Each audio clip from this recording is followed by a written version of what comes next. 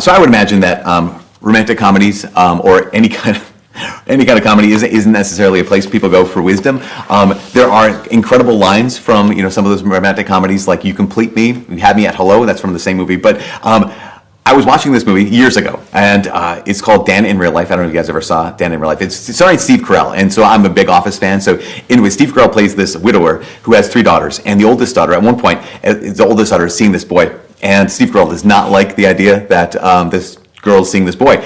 And at one point, the boy kind of follows his family on their vacation, and Steve Carell puts him in a taxi. He's like, "You got to go home." He says, "You're going to get over this feeling." And at one point, the young man says to Steve Carell, the dad, he says, "Love isn't a feeling, it's an ability." And I remember thinking, oh my gosh, that's genius, because it's true. Love is an ability. We've been talking for the last this is the 4th week of this series called Tough Love. And if there's anything that we've heard, is that love it's an ability. Some people, you can do it, but also there's people who can't do it because they haven't developed the ability. So what we talked about how examples like sometimes tough love is saying what you need to say, saying the hard things people need to hear. Sometimes tough love is allowing someone to experience the consequences of their actions. Sometimes tough love is taking on the consequences of someone else's actions and forgiving them. Sometimes love is rejecting a resentment of someone else, and it is just receiving God's love and allowing yourself to rejoice in the gifts God has given someone else. I think all those things are true, but at the core, there's something even more essential, something even deeper about tough love. I believe that tough love is the ability. I believe tough love is the power to love even when I don't want to. That's at the heart of tough love is the ability. It's the power to love even when I don't feel like it. It's the ability to love regardless. That's it. Just I can love regardless. Remember this, the definition of love. Love is willing the good of the other.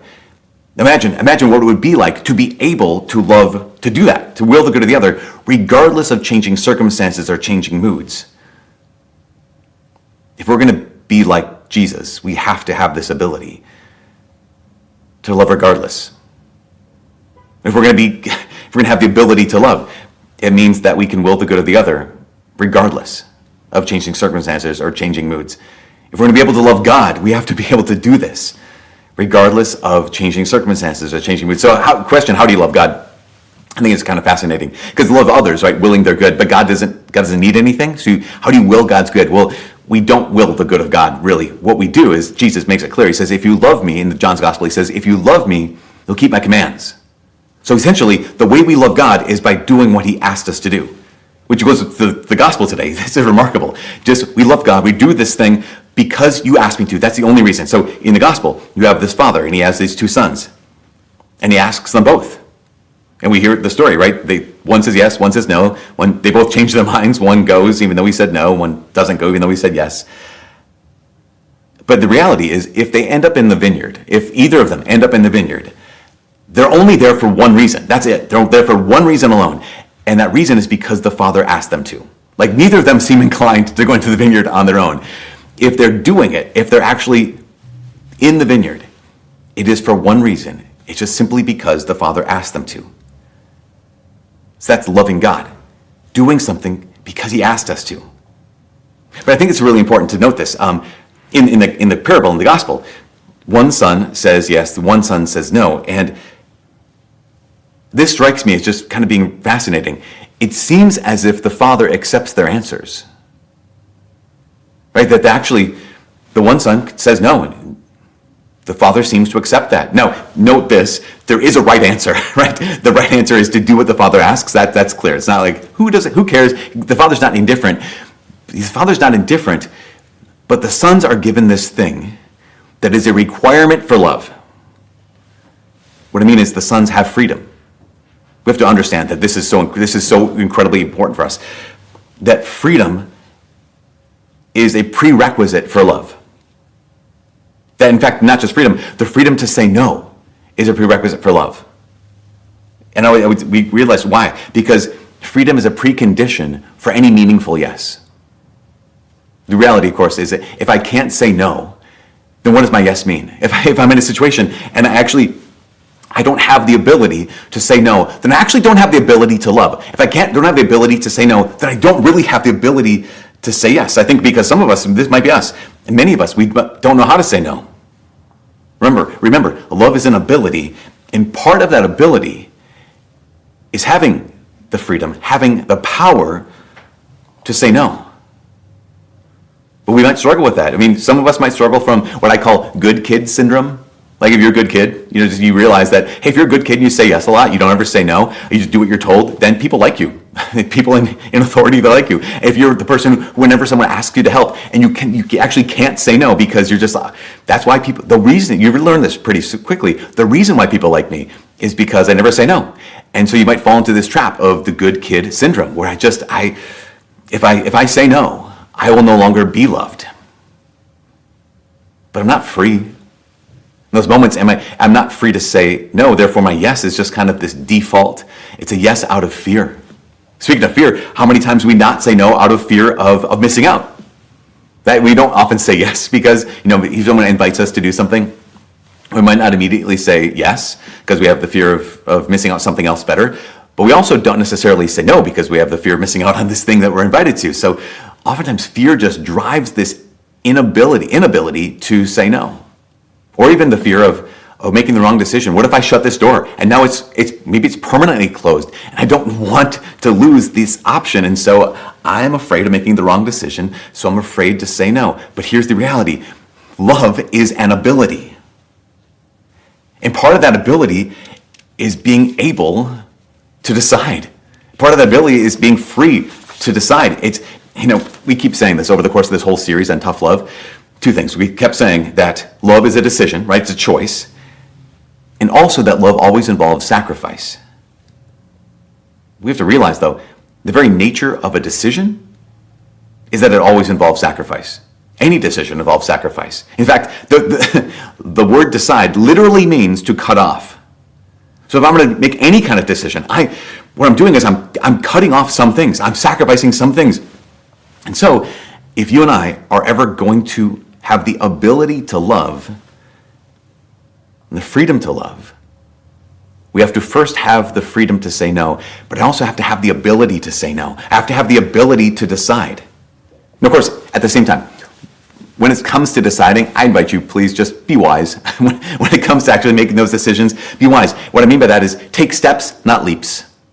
Like even when it comes to like the idea of committing your life to one person, like getting married, typically that might look to people on the outside like a big leap. On the inside, it looks like dates. It looks like going on dates enough to realize we've taken enough steps together that we're ready to take this next step. Again, often deciding isn't taking leaps. It's simply taking steps. Same thing when it comes to the Lord. He's inviting you. Here's the thing. God has placed a call on your life. I am convinced of this.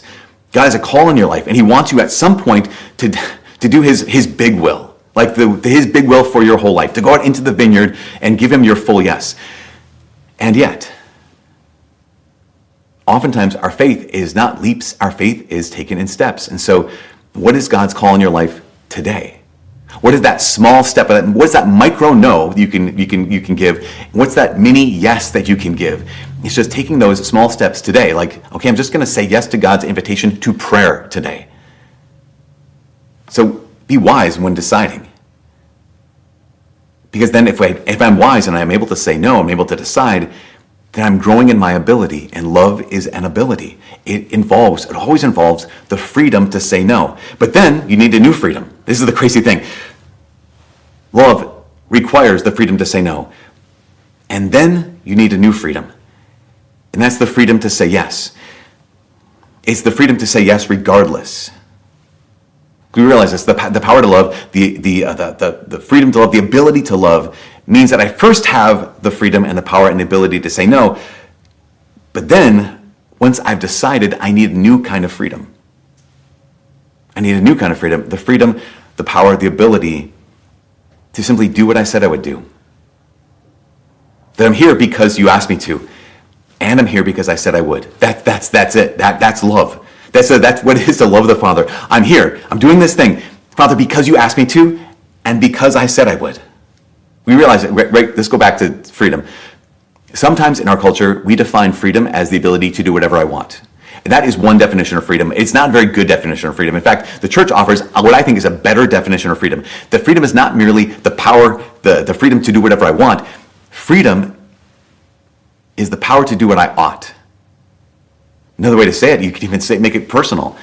Freedom is the power. I actually have the ability to do what I said I would do, which is really scary because I think we know ourselves, right? We all have a self-reputation. What I mean is we all know ourselves pretty well. And I think because of that, we doubt ourselves. Because I doubt myself, because why? Because I don't always do what I said I would do. And I know that about myself, so my self-reputation is not very good. But in order to have the ability, the power to love, I think step one is this. It's just really simple. Do what you said you would do. Just very, very simple. Very, very simply.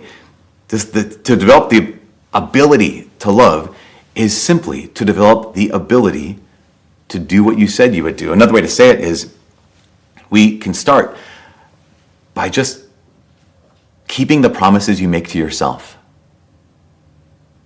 Because in so many ways, that's what love is. Love is just keeping a promise. It's saying, I'm here because you asked me to, and because I said I would, and then simply doing what you said you would do. That's how we love ourselves, that's how we love others, that's how we love God. Is I'm here because you asked me to, and because I said I would. Which I know is, it's easier said than done. Because to love regardless of changing seasons or changing moods it's one thing to hold on to, it's another thing to do. So when I was in high school, I think it was my senior year in high school, this movie called When a Man Loves a Woman. It came out with Meg Ryan and Andy Garcia, and in the movie is this love story of the two of them. It's kind of a deeper love story where Meg Ryan has an alcohol problem, and so at one point they kind of split up. But at the end of the movie, they come back to she's in recovery, and they come back together. And I remember going to this movie. Now, this woman I know she had gone to see. She was older than me. She had gone to see it, a week before me. She said, "What did you think?" And I said, "Oh my gosh, incredible! Just an incredible marriage, incredible love." I just was gushing about this because I was kind of a sappy kind of guy, and just like how at the end, they didn't give up on each other.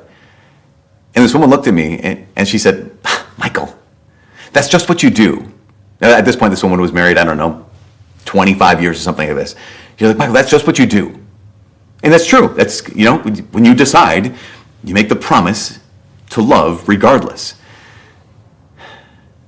Interestingly enough, maybe 20, 25 years later, this same woman was in almost an identical situation as the characters in this movie, where her husband of her lifetime had become an alcoholic. And I remember talking to her after she had dealt with this for a number of years.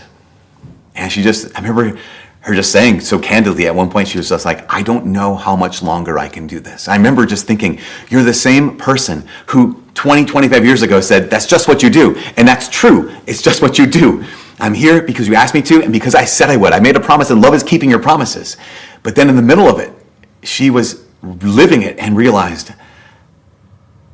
this is tough. But this is what tough love is. This is what it is to have the ability to love. It is, I'm here because you asked me to, and because I said I would. I'm going to continue to love you. And we might be in this, whoever's part of this, you might say, "Well, I want that. I want the ability. I want the power to love, regardless." But there's no love. Like in my relationships with people, maybe your spouse, maybe whoever, it's gone. I don't know what to do. So it reminds me of this quote from St. John of the Cross. At one point, St. John of the Cross said, "Where there is no love, put love, and you'll find love." So where there is no love, people say there's no love in my life. I don't have any love for this person or these people, whatever it is. And John of the Cross said, okay, where there is no love, put love, and you'll find love. And you might hear that and say, okay, Yoda, thank you. What does that mean? Like, how do I actually do that? What are the practical situations for how in the world does a person do this? It's fascinating. I was listening to a psychologist talk a bunch of years ago. The psychologist was talking, he's a marriage and family therapist. He was describing how, he says, so many couples he sees that as these couples continue to grow and these families continue to grow, oftentimes he's noted that the love that parents have for their children outstrips the love that they have for each other.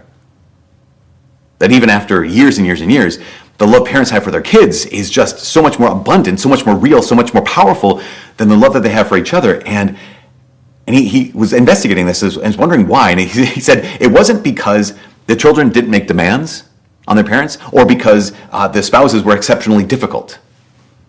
He said the reason why is because parents, they didn't consult their feelings when their children needed them. They just loved their children. They didn't, when the kids woke up in the middle of the night and they were sick, the parents didn't say, well, do I really feel like getting out of bed and taking care of you? They just did it. That when the kids needed help in adolescence, the parents didn't say, well, you were cute when you were a kid, but you're not as cute anymore. And so, no, they just did it. They chose the actions of love regardless of how they felt. They didn't wait for their feelings to be there. They just loved. And also, they weren't bothered if the feelings weren't there. They just loved. And yet, when husbands and wives were loving each other, it seemed so often to the psychologist, he seemed so often that they were waiting for the feelings to be there. Or when the feelings weren't there, they were very, very bothered by this. But what if in those marriages, they treated each other in some ways with the way they treated their children, to say, I'm not going to wait for the feelings to be here. I'm just going to love. I'm not bothered if the feelings aren't here. I'm just going to love. I made a promise and I made a decision. And I'm going to love regardless. I think that's an example of where there is no love, put love and you'll find love. And this is true for us, especially as we head out into the vineyard, especially as we're trying to say yes to God's will, because that's the whole point of the parable. That's the whole point of the gospel. It's the whole point of life is to do the Father's will. And I'm here, whatever it is you're doing, to be able to say, I'm here because he asked me to. And because I said I would. In those moments, though, of course, we know this tough love can feel an awful lot like duty. And I don't think we like that very much.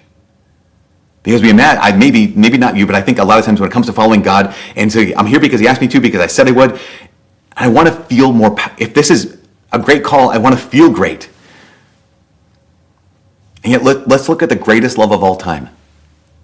In the second reading, St. Paul's letter to the Philippians, chapter 2, he says, though he was in the form of God, Jesus did not deem equality with God something to be grasped, but he emptied himself. He poured himself out and took the form of a slave. He became obedient. Remember what love is. How do we love God? By obeying his commands. He became obedient even until death on the cross.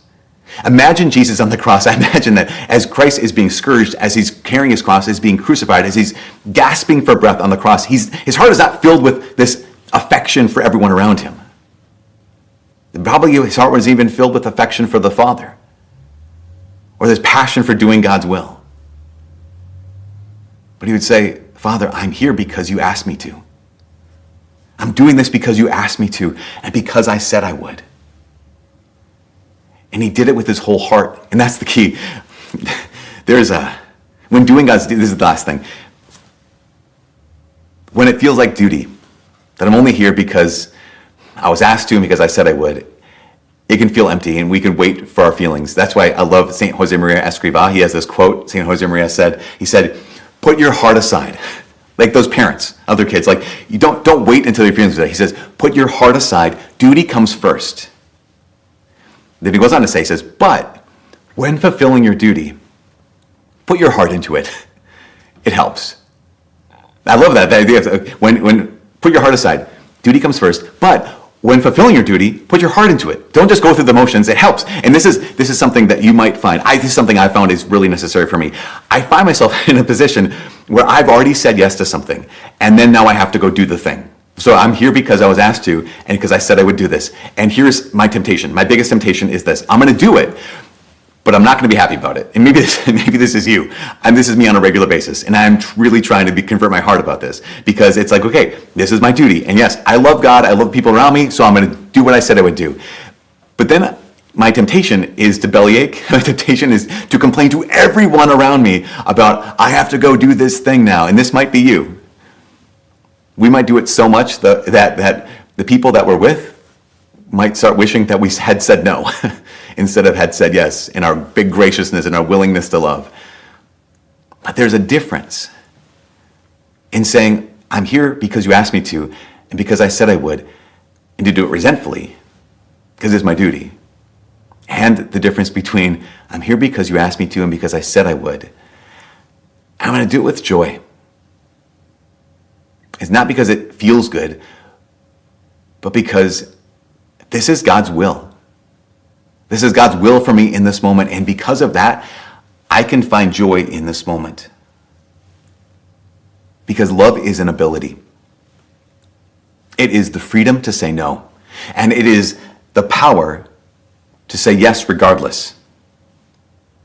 And it's also the freedom, the ability, the inner power to take joy in the opportunity to love.